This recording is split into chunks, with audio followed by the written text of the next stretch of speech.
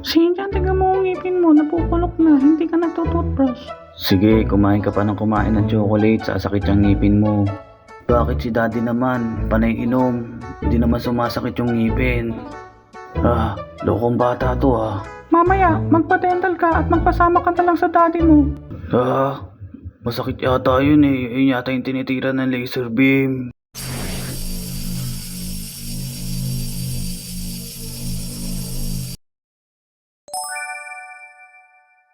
Kesa naman mabulok yung mga ngipin mo.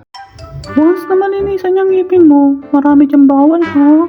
Bawal ka na kumain ng ice cream. Pati chocolate. Ano? Hindi maaari. Hindi po pwedeng hindi ako makakain ng tsokolate, candy at ice cream. Ay naku, Chinchan, huwag mo kong ganyanan, huwag mo akong kaartihan. O siya, Sinchan, gumaya ka na dyan at lalakad na tayo at baka hindi natin maabutan si Mang Pilo. 24 oras pala sila bukas eh. Daddy, natatakot ako. Umuwi na po tayo, ayoko na dito. Gusto mo bang parehas tayo malintikan sa mamay mo kapag umuwi tayo? Hindi, uuwi na ako. Bahala ka na dyan.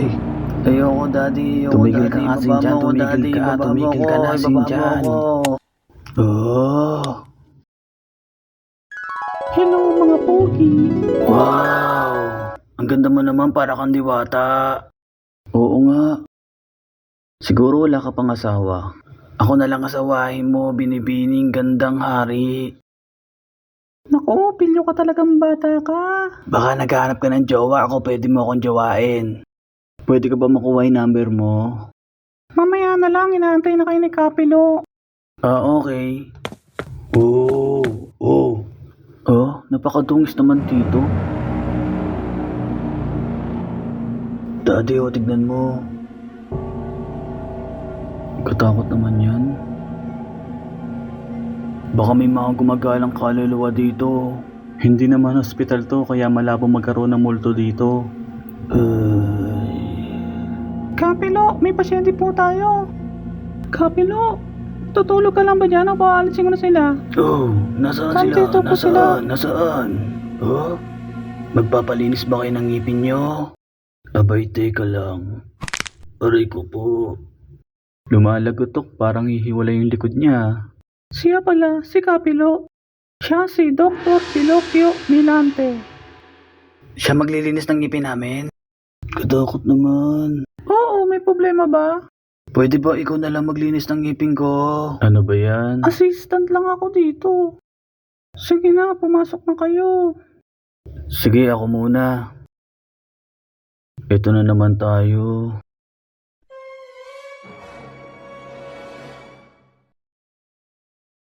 Mang Pilo, gising, Mang Pilo. Kayo pala. Nandiyan pala kayo. Teka, sino ka ba? Ba't ka nandito? Ano ba to? Tidista ba to? Nandito kami, magpapatuli kasi yung daddy ko. Oo, ganun nga. Ay hindi, tuli na ako eh. Ano bang sinasabi mo dyan? Sabot pala. Tara na, Sinta, lumabas na tayo para masimulan na. Ay, sige. Simulan na natin. Sige, ganito. Ano kaya masarap na parte? Yung tenga, yung dila. Ang likot mo naman. Ano ba yung hawak mo? Kutsyan ni Tiridor yan eh. Ginawa mo ba ang crispy ulo? Sorry. Mali pala ako. Ano ba yan? Ilang dekada ko na rin hindi nagagawa to. Sa sinabi mo na yan, parang natatakot na tuloy ako.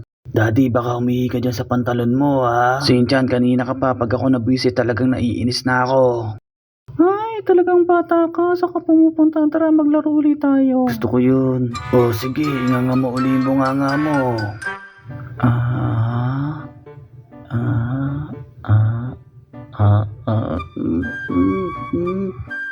Ito na. Sige, Dok. Sundutin mo lang. Huwag ka manginig dyan. Hoy, si Chad, ba't nandiyan ka ba? Aray ko, ang sakit. Sakit naman no. Natusok tuloy ako. Napakalikot mo kasi. Paano hindi ka matutusok?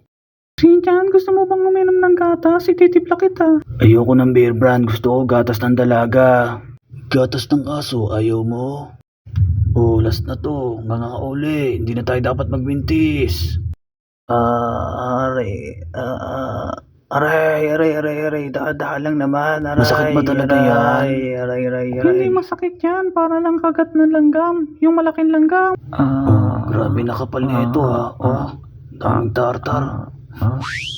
Amoy po taragis Ano yung naamoy na yun? Kailangan natin tanggalin yan.